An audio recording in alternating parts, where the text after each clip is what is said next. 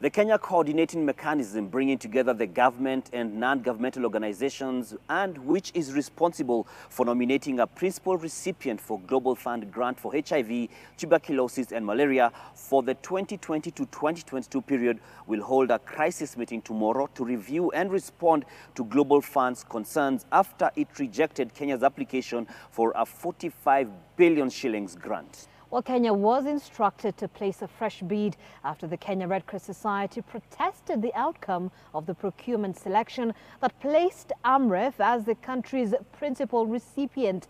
NTV's Seth Olale has more.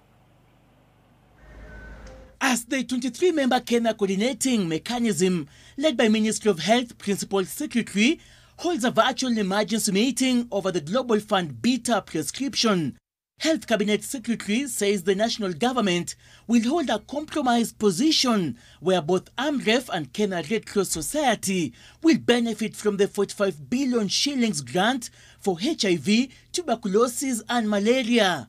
The committee which nominated AMREF as the principal recipient for the grant also includes non-governmental organizations such as UNAIDS, USAID, governmental agencies including KEMRI and the National AIDS Control Council, civil society, faith-based organizations such as Meds Kenya and SUPKEM, county government and private sector.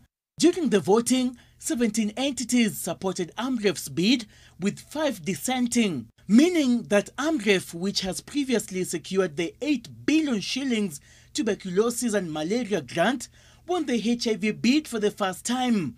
Kenya Red Cross Society, on the other hand, has been the principal recipient for the 14 billion HIV bid since 2012.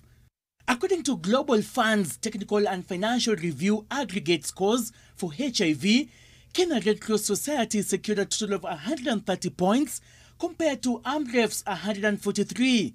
The donor, in its response when it rejected Kenya's application, said the selection process was not transparent and the committee should go back to the drawing board.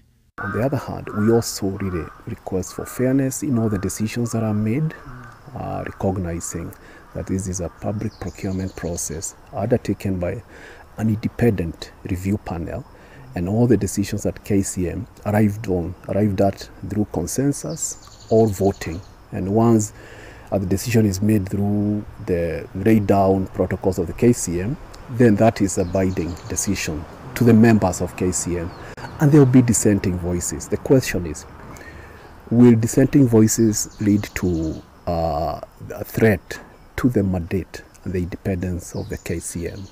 The Kenya Red Cross Society, which protested and appealed the decision, maintains that it properly qualified for the HIV bid. Our issue was really just that we felt, the process needed to reconsider our submission because there were things that we felt maybe were not looked at keenly or maybe were not understood.